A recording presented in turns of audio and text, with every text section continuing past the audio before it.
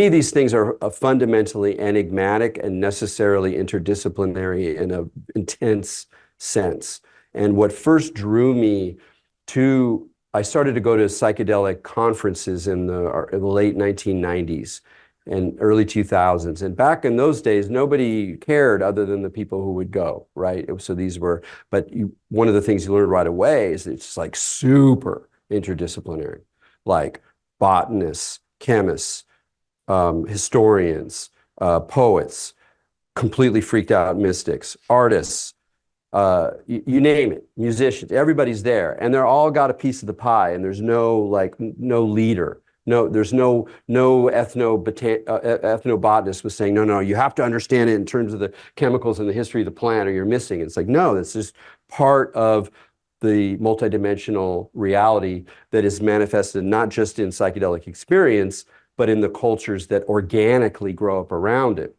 So part of my beef of what's happening now is that it's just getting narrowed and narrowed to more predictable experts. So I would hope that the way that the humanities approach issues of multiplicity, of ambiguity, of relationships of material to experiential consciousness elements, it's just the perfect framework to make more sense out of these things.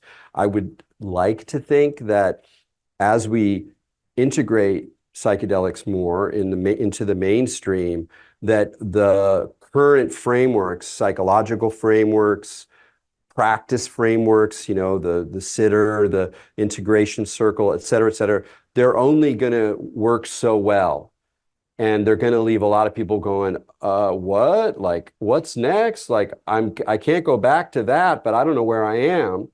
And to my mind, humanities and science and botany and chemistry, but brought together with that spirit of inclusion and pluralism is the way to build a meaningful matrix around these experiences more than a narrow psychological frame. And I'm afraid that framework's only going to go so far. And when it doesn't work, it's actually going to alienate and confuse a lot of people.